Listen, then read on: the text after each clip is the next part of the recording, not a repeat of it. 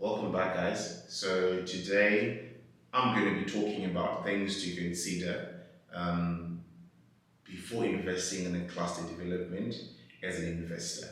I'm actually not going to give you a lecture. I'm actually going to take you through an actual report we did for a development of a similar nature. So without much ado, let's dive right into it. So the first one was for a property that was in the Brookview area. Did this about last year. So the first thing that I would look at, or that would encourage someone to look at if they want to invest in a cluster development, is location and access. Location and access mean a great deal because it's a question of how do you get to do construction there, how do your prospective residents access the place, what is the convenience for the end user staying in such a place, and what does staying in such a place entail. In my experience, I've realized that the Domboshawa Road is a bit problematic because of the kind of traffic you have there, based on the settlements you have, using that road as an access. So resultantly, there's so much traffic on that road. On the other hand, Croy Road has the same problem as well. There's a lot of traffic as well. The Borodale area, even as well as the Croy Hill development, which is quite different for a place like Glenlone, where there ain't much going on the other end of the settlement. So the location and the access, they mean a lot. This will also determine how close you are to amenities. Just being close to amenities is a big selling point. It makes it convenient for your cluster development, since people will always be accessing and frequenting these service areas. So roads, it's a general rule in Zim, the roads are just terrible, but there are some exceptions. You just need to, really figure out, if the road is terrible, is there anything you can do as a developer to make it better? Or what kind of bad are we talking about? I'm sure those of you who have been to Domboshawa know how bad the road is, or how Waterfalls has very terrible roads. If it's Waterfalls kind of bad, then well, there's a lot of work to be done there. So that's something that's going to affect your cost, obviously, because it's a development expense that you're going to have to, put into it. So having looked at location and your access, the next thing you want to look about is the terrain, the topography of the place. This specific site we went to see had quite some elevation. So we quickly used Google Contours to just map out the general height differences we're looking at. And as you can see here, there's 155 to 138, so that's like a 17 meter difference over the run of the site. So that's quite steep, obviously, and it's something to think about because that's going to affect your development costs. It also means, in terms of modularity, you're going to have to custom design each unit to its specific site because the site is not even or generally flat. So that obviously increases the development cost. So that's something to think about. Here we just used Google Contours because we are not committed to the site. Once we're committed to working with the site, we'll do a full-blown topographical survey, do site sections, and all of that detailed stuff to really inform how things will be. But as an indicative measure, this Google Contour Map Creator that's just the job.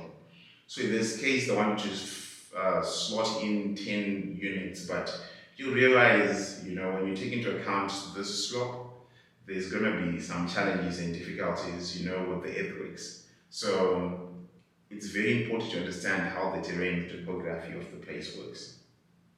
The next thing that you look at is the vegetation and the soils. The vegetation and soils have a way of reporting what's really going on with the site. So, for example, the vegetation will tell you if there's good water around the place, if there's good underground water. It will tell you the sort of soil type you have as well. And soil types also determine the load-bearing capacity of that soil. that will impact the kind of substructure you put the foundations, etc. You know, is it a wetland? Will you need to, take that into account? Will you need to waterproof?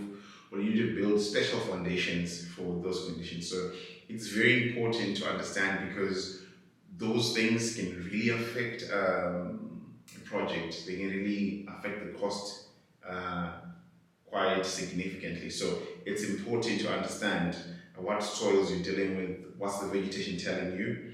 Also, in terms of the aesthetic, in terms of orientation, what's the vegetation you're working with? Are you dealing with deciduous, or you're dealing with evergreen trees? So many things to think about. So vegetation and soils, that's something to look at as well. You want to look at water and utility. Why? Because when you do a cluster development, water is going to be important for your construction phase. It's also going to be important post-construction phase, which is when people actually stay there. So water accessibility is such a big thing, and in this belt of this region, there's so much boreholes. So in this case, water was available. We could tell from what the neighbors had done. We saw what the neighbors had done. They had bowls as well, so that was an indicator that it was possible to drill bowls inside.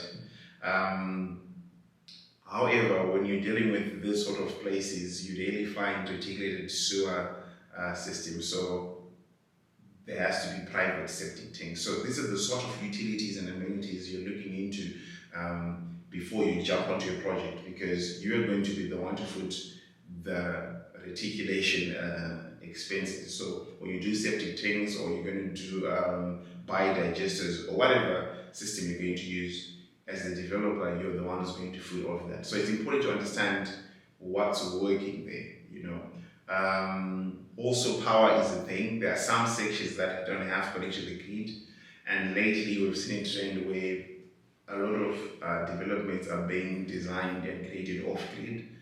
And again, that's an expense that you as a developer are going to foot. So it's important to understand, what sort of power situation are you dealing with. In this case, yes, there was provision for grid power, but then at the same time, no harm in actually creating provision for backup power through solar generators, etc. And this also then affects the orientation of whatever you're going to do from a design standpoint. So understanding what utilities you have is very, very important. Then lastly, you're looking at the value of the investment. You're looking at what you're buying the land for, how much is it going to cost you on average to develop something, and also you're looking at, are you looking to develop clusters for selling, or you're looking to develop clusters to rent out, in which case you then need to calculate how long it will take you to recuperate your money. That then becomes a very important thing. Sometimes you realize you spend a lot of money developing clusters, and when you try to sell it off within a year or two of the development, you won't be able to get as much profit or even get your money back from all of it. So it's important to understand the strategy when you move into investing into a cluster development. Also, the other thing to talk about is a lot of hidden costs that come, apart from buying land. You need to do permits, you need to pay endowments to council. A lot of hidden costs then come and fall on you as the investor. So it's very, very important to understand that. Also, based on this location of the place, there might be certain rules and laws or a constitution of a particular neighborhood or estate, and sometimes you might need to apply for special permission to develop the sort of development you have in mind, and that will mean some legal paperwork and applications. That's time consuming. That means money on your part as well. So it's important to have an understanding of these things before you jump in to throw your money into something.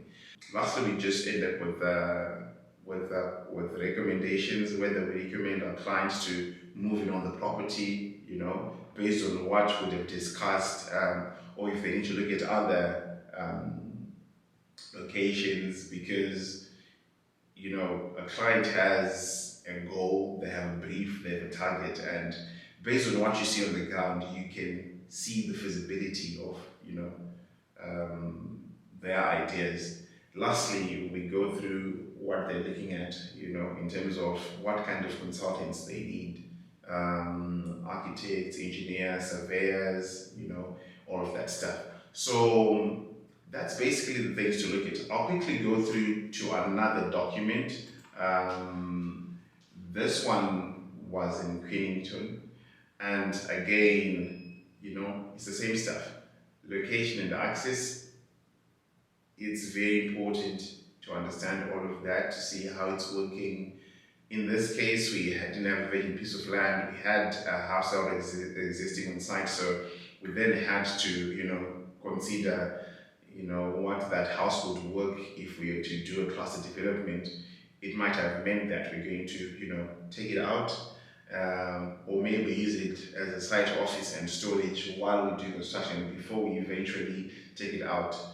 In terms of terrain and topography, this was less steep, compared to the previous site we saw. But then again, this one had two roads bordering it, which meant the building lines were a bit deeper than one that has just one access road bordering one of its boundaries. So that's also something to consider. Then you look at the neighborhood, you look at what's going on around, and you look at your neighbors and see what sort of thing can you do there. Vegetation and soils, again, it was very important to look at that. In this case, it had a good water table, so which is good. It's basically the same things. It's like these 6 things that we've looked at. You can actually just, use them as a yardstick whenever you need to, think about investing into cluster development. So that's basically it. I hope to get more feedback from you guys, and hopefully please do share this video. I do hope and trust it will be very helpful to someone out there who's considering doing clusters. That's about it from me from today, and I'll see you next time with a video for the end user, what to consider before you jump into a cluster development. So thanks a lot. Cheers.